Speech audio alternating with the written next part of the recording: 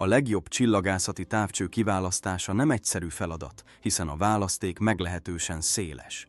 Ebben a videóban megosztunk 5 szempontot, amit érdemes a vásárlás során mérlegelned. Péter vagyok, a Maxutov távcsőbolt virtuális munkatársa. Tarts velem, ha tudni szeretnéd, mire kell figyelni vásárláskor. Talán az anyagi keret meghatározása a legkönnyebb feladat. Nagyobb keret esetén a választási lehetőséged is szélesebb. Ha úgy gondolod, hogy kezdésnek egy olcsóbb eszköz is megteszi, jó, ha tudod, hogy komolyabb, drágább műszerrel gyorsabban lesz sikerélményed. Az átmérő, vagyis a teljesítmény növekedésével párhuzamosan a teleszkóp mérete és súlya is nő. Egy nagyobb átmérőjű eszköz akár 30-40 kg is lehet, tehát nem mindegy, milyen gyakran szükséges ezt a súlyt mozgatni. Ha minden egyes megfigyelés alkalmával előbb majd szét kell szerelni, akkor válassz inkább egy kisebb méretű eszközt, amivel szívesebben kimozdulsz, mert hiába van egy nagyobb távcsövet, ha inkább otthon maradsz vele. Ha házad kertjéből tervezed az égboltot megfigyelni, megint más lehetőségeid vannak, mintha egy panelház erkélyéről tudsz csak nézelődni.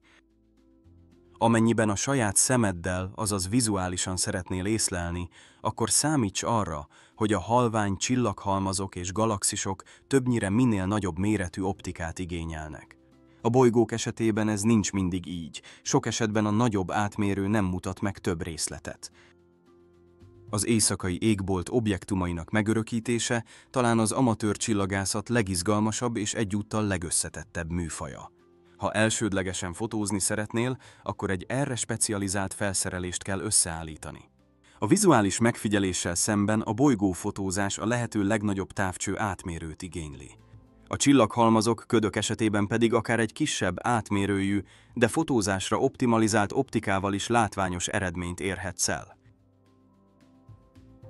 A komolyabb csillagászati teleszkópok számítógépes vezérlésüknek köszönhetően szinte maguktól megtalálják az objektumokat. Szűkebb keret esetén érdemes mérlegelni, hogy inkább egy kényelmesebben használható, de kisebb teljesítményű okos távcsövet preferálsz, vagy inkább egy nagyobb, de fapados eszközt. Sokan élvezik az objektumok keresgélését, mások kevés idejüket inkább azok megfigyelésének szentelik.